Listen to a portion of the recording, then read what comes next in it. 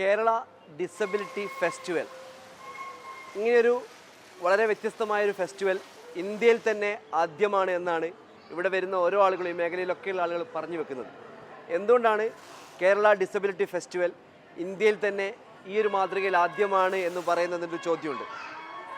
ജനുവരി 29 മുതൽ ഫെബ്രുവരി 1 വരെ Kozhikode ബീച്ചിലാണ് Kerala disability festival സംഘടിപ്പിക്കപ്പെട്ടിരിക്കുന്നത്. സമൂഹത്തിൽ 2.5% ആളുകളാണ് ഡിസബിലിറ്റി മേഖലയിലുള്ള ആളുകളെന്നാണ് കണക്കുകൾ തെളിയിക്കുന്നത്. ബാക്കിയുള്ള 97% ആളുകളും ഏബിൾ ബോഡി എന്നാണ് അവകാശപ്പെടുന്നത്. ഡിസബിലിറ്റി മേഖലയിലുള്ള ആളുകൾക്ക് നിയമനിർമ്മാണത്തിലൊക്കെ ഒരുപാട് പരിരക്ഷകളൊക്കെ ഉണ്ടെങ്കിലും ബാക്കിയുള്ള 97% ആളുകൾ കൂടെ അവരുടെ കൂടെ ചേർത്ത് പിടിക്കുമ്പോഴേ ഡിസബിലിറ്റി ഫ്രണ്ട്ലി അറ്റ്മോസ്ഫിയർ എന്നുള്ള ഒരു സ്വപ്നം പൂവണിക്കുകയുള്ളൂ. എന്തുകൊണ്ടാണ് 97% ആളുകൾ ഇത്തരം മേഖലയിൽ ഇടപെടുന്നില്ല എന്നുള്ള ഒരു ചോദ്യമുണ്ട്. അവിടെയാണ് നമ്മളുടെ അന്വേഷണങ്ങളൊക്കെ എത്തിച്ചേർന്നത്. ആ ഒരു 97% ആളുകൾക്കും ഡിസബിലിറ്റിക്കാരുടെ പ്രതിസന്ധികൾ എന്താണെന്നോ ഞങ്ങൾക്ക് എന്താണ് അവിടെ ഞങ്ങളുടെ റോൾ എന്താണ് ആ മേഖലയിലെന്നോ അറിയുന്നില്ല. അപ്പോൾ ഈ ഒരു ഏബിൾ ബോഡിയായ പൊതുസമൂഹം എന്ന് പറയുന്ന വിഭാഗത്തെ ഡിസബിലിറ്റിക്കാരുടെ പ്രശ്നങ്ങൾ പഠിപ്പിക്കുക എന്നതാണ് കേരള ഡിസബിലിറ്റി ഫെസ്റ്റിവലിൻ്റെ ഒന്നാമത്തെ ഉത്തരവാദിത്വം. അത്തരത്തിലുള്ള ഡിസബിലിറ്റി അനുഭവവേദ്യമാക്കുന്ന എക്സ്പീരിയൻസ് സോണാണ് ഇവിടുത്തെ ഏറ്റവും അട്രാക്ഷൻ. 21 തരം ഡിസബിലിറ്റിയിൽ ഏകദേശം 9ഓളം ഡിസബിലിറ്റികളെ പൊതുജനങ്ങൾക്ക് നേരിൽ വന്ന് കണ്ട് അവർക്ക് അനുഭവവേദ്യമാക്കുന്ന എക്സ്പീരിയൻസ് സെൻറ്റർ നിങ്ങൾക്ക് ഈ ഡിസബിലിറ്റി ഫെസ്റ്റിവൽ വന്നാൽ അതിനെ അനുഭവവേദ്യമാക്കാനുള്ള ഒരവസരം ഇവിടെ ഒരുക്കിയിട്ടുണ്ട്.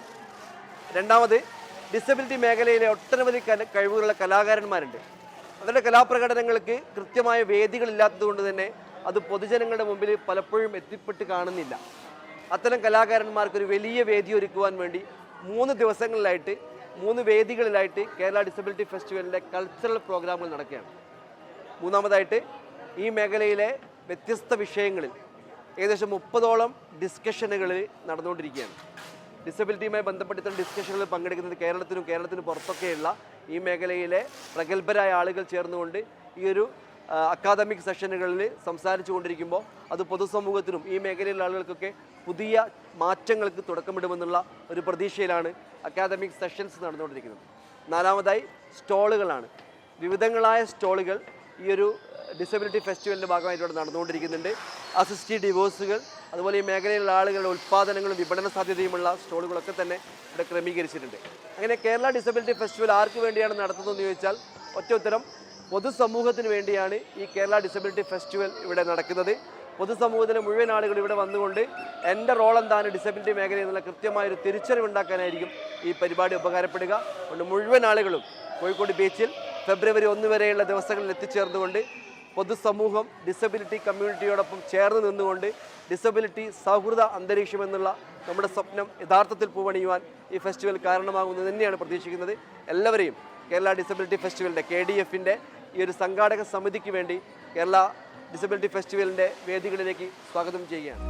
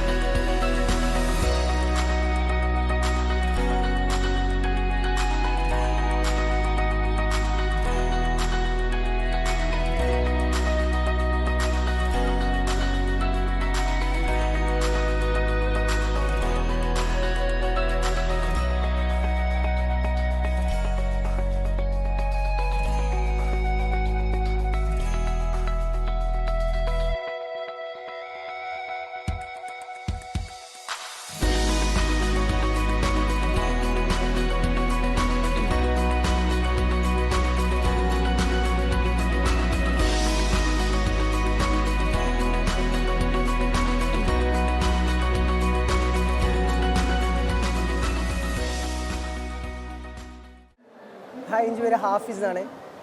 എൻ്റെ നാട് കാപ്പാടാണ്. ഞാൻ അപ്പോൾ വർക്ക് ചെയ്യുന്നത് കാശ്മീരിലാണ്. ഒരു NGO ബേസ്ഡ് ഒരു NGOയിലാണ് വർക്ക് ചെയ്തുകൊണ്ടിരിക്കുന്നത്. അപ്പം ഞങ്ങളും ചെയ്തുകൊണ്ടിരിക്കുന്നത് ഈ ടീച്ചിങ് അണ്ടർ പ്രിവിലേജ്ഡ് ആയിട്ടുള്ള ഏരിയകളിൽ പോയിട്ട് അവരെ സ്കൂളിങ് കൊടുക്കുക, അവരെ ടീച്ചിങ് കൊടുക്കുക, ഈ സാധനങ്ങളാണ് ചെയ്തുകൊണ്ടിരിക്കുന്നത്. സത്യത്തിൽ ഞാൻ ഈ സാധനം ചെയ്തപ്പോഴാണ് എൻ്റെ മുമ്പിലിരിക്കുന്ന ഓരോ കുട്ടിയും എന്താണ് അവർ എക്സ്പീരിയൻസ് ചെയ്തുകൊടുക്കുന്നത് എനിക്ക് അതിൻ്റെ കോറായിട്ടുള്ള ആ ഫീൽ എനിക്ക് മനസ്സിലായത്. പലപ്പോഴും ഞാൻ എന്താക്കിയിട്ടുണ്ട്, ചെറിയ ചെറിയ മക്കളെ പോലും ഞാൻ ഭയങ്കര ഹാർഷായിട്ട് അവരോട്, കാരണം നമുക്ക് ഔട്ട്പുട്ട് ഇട്ടാണ്ട് നിൽക്കുന്ന സമയത്ത് നമ്മൾ എത്ര എഫേർട്ട് ഇട്ടിട്ട് നമുക്ക് ആ റിസൾട്ട് കിട്ടുന്നില്ല. ആ സമയത്ത് അവരോട് നമ്മൾ റിയാക്ട് ചെയ്യുന്ന ഒരു സ്റ്റൈലും അവർ റിയാക്ട് ചെയ്യുന്ന നമ്മളൊരു ഫേഷ്യൽ മെഷറും നമുക്ക് പറയുന്നത് ഭയങ്കര ഹാർഷായിട്ട് തോന്നുന്നു. ഇനി ഇൻഷാ അല്ലാഹ് ഈ സാധനത്തിന് ഞാൻ ഒരുപാട് പഠിക്കാണ്ട്, ഈ സാധനത്തിന് ഇത് ഞാൻ അപ്ലൈ ചെയ്യും, ഈ ജീവിതത്തിൽ ഞാൻ പകർത്തും. എന്താണ് ഇത്, ഓരോ മനുഷ്യന്മാരെന്താക്കണം ഈ സാധനം ചെയ്യണം, പകർത്തണം. എൻ്റെ പേര് രാജോസ് സിബി. ഞാനൊരു സ്പെഷ്യൽ എഡ്യൂക്കേറ്ററാണ്. ഇവിടെ KDF നമ്മുടെ എക്സ്പീരിയൻസ് സെൻറ്ററിൽ LD റൂമിൽ നമ്മൾ ഡിസ്ഗ്രാഫിയ എന്ന് പറയുന്ന ഒരു ലേണിംഗ് ഡിസബിലിറ്റി പരിചയപ്പെടുത്തുകയാണ്. അപ്പോൾ ഇതിൽ നമ്മൾ ഒരു അക്ഷരം എഴുതിക്കുകയും അതിനെ മിററിൻ്റെ റിഫ്ലക്ഷൻ കൊണ്ട് ഓപ്പോസിറ്റ് ഇരിക്കുന്ന ആളോട് അത് എഴുതാൻ പറയും. നമ്മൾ ആ എഴുതുന്ന സമയത്ത് അവർക്ക് അനുഭവപ്പെടുന്ന ഒരു ഫീലിങ്സ് ഉണ്ടാവും. കൈ സ്റ്റിഫാകുക, അതേപോലെ എങ്ങോട്ടാണ് അവർക്ക് മൂവ്മെൻറ്റ് പോകേണ്ടത് എന്നുള്ളതിൻ്റെ ഒരു ഡിഫിക്കൽറ്റി ഉണ്ടാവുക, അതുപോലെ അവർക്ക് ഉണ്ടാകുന്ന ഇമോഷണലായിട്ടുള്ള മാറ്റങ്ങൾ എന്ന് പറഞ്ഞാൽ നമ്മൾ അവരോട് ആ വരയ്ക്കുന്ന സമയത്ത് നമ്മൾ അവരോട് ഒരു സ്കൂളിൽ നമ്മളൊരു ടീച്ചർ ഒരു കുട്ടിയോട് എങ്ങനെയാണോ സംസാരിക്കുക എന്നുള്ളതിൻ്റെ ഒരു ചെറിയ ഒരു രീതിക്ക് അവരുമായിട്ട് ഒരു സമ്പർക്കം ഉണ്ടാവുകയും, നിങ്ങൾ എന്താണ് ചെയ്യുന്നത്, നിങ്ങൾ എന്തിനാണ് ഇങ്ങനെ ചെയ്യുന്നത്, ഇത്രയും നാളായിട്ട് നിങ്ങൾ ഇതാണോ പഠിച്ചത് എന്നുള്ള കുറച്ച് ചോദ്യങ്ങൾ അങ്ങോട്ട് ചോദിക്കുകയും അവരുടെ ആ ഒരു മാനസികതയെ ആ ഓപ്പോസിറ്റ് ഇരിക്കുന്ന ആളിലേക്ക് എത്തിക്കുകയാണ് ഇവിടുന്ന് ചെയ്യുന്നത്. നമുക്ക് ഇതിനകത്ത് ഒരിക്കലും ഒരു എല്ലാവരുടെയും കോർഡിനേഷൻ ഇല്ലാതെ ഇതിനെ ഒന്ന് പ്രിവെൻറ്റ് ചെയ്യാൻ പറ്റില്ല. ഇതിന് ഒരിക്കലും ഒരു പൂർണ്ണമായിട്ടുള്ള ഒരു മോചനമില്ല. ഇതിൽ നമുക്ക് പ്രിവെൻറ്റ് ചെയ്ത് കൊണ്ടുപോകാൻ ഇതിൻ്റെ തോത് കുറയ്ക്കുക എന്നുള്ളതേ നമ്മുടെ മുന്നിൽ ഒരു ഓപ്ഷനുള്ളൂ.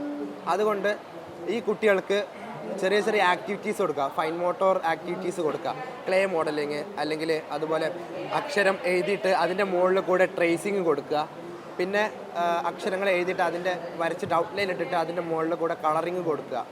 പിന്നെ ഒരിക്കലും ഇവരെ കുറ്റപ്പെടുത്തരുത്. ഇവരെ മാനസികമായിട്ട് തളർത്താനോ അല്ലെങ്കിൽ നിങ്ങൾക്ക് മടിയാണ് എന്നുള്ള ഒരിക്കലും കുറ്റപ്പെടുത്താൻ പാടില്ല. അവരുടെ കൂടെ നിന്ന് സൗമ്യമായ ഭാഷയിൽ അവരെ മുന്നോട്ട് കൊണ്ടുവരികയാണ് വേണ്ടത്.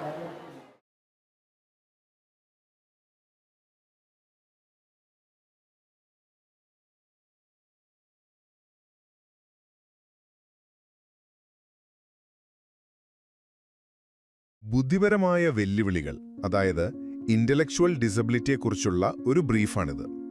സിമ്പിളായി പറഞ്ഞാൽ, പഠിക്കാനും കാര്യങ്ങൾ മനസ്സിലാക്കാനും പ്രശ്നങ്ങൾ പരിഹരിക്കാനുമുള്ള കഴിവിൽ ചിലർക്ക് ചില പരിമിതികൾ ഉണ്ടാകുന്ന ഒരവസ്ഥയാണിത്. ഇത് വെറും പഠനത്തെ മാത്രമല്ല കേട്ടോ, അവരുടെ സംസാരം, സ്വയം പരിചരണം, സോഷ്യൽ സ്കിൽസ്, അങ്ങനെ ദൈനംദിന ജീവിതത്തിലെ പല കാര്യങ്ങളെയും ബാധിക്കാം. അപ്പോൾ ഒന്നാമത്തെ കാര്യം, ഇതിൻ്റെ കാരണങ്ങൾ പലതുണ്ട്. ഡൗൺ സിൻഡ്രോം പോലെയുള്ള ജനറ്റിക് കണ്ടീഷൻസ് ഒരു കാരണമാണ്. പിന്നെ ഗർഭകാലത്ത് അമ്മയ്ക്കുണ്ടാകുന്ന പ്രശ്നങ്ങൾ, ജനന സമയത്ത് സങ്കീർണതകൾ, അല്ലെങ്കിൽ കുട്ടിക്കാലത്ത് തലച്ചോറിനേൽക്കുന്ന പരിക്കുകൾ, ഇതൊക്കെ കാരണമായേക്കാം. രണ്ടാമതായി, ഇവർ നേരിടുന്ന വെല്ലുവിളികൾ. പഠിക്കാൻ ബുദ്ധിമുട്ടുണ്ട്, ശരി തന്നെ. പക്ഷെ അതിനപ്പുറം സമൂഹത്തിൽ നിന്ന് ഒറ്റപ്പെടലും വിവേചനവും ഒക്കെ നേരിടാറുണ്ട്. ഇത് കാരണം നല്ല വിദ്യാഭ്യാസമോ നല്ലൊരു ജോലിയോ അങ്ങനെയുള്ള അവസരങ്ങളൊക്കെ പലപ്പോഴും നഷ്ടപ്പെടുന്നു.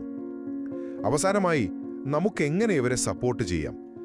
ഏറ്റവും പ്രധാനം അവരോട് ബഹുമാനത്തോടെയും ക്ഷമയോടെയും പെരുമാറുക എന്നുള്ളതാണ്. പിന്നെ എല്ലാവരെയും ഉൾക്കൊള്ളുന്ന വിദ്യാഭ്യാസവും തൊഴിലവസരങ്ങളും ഉണ്ടാക്കണം.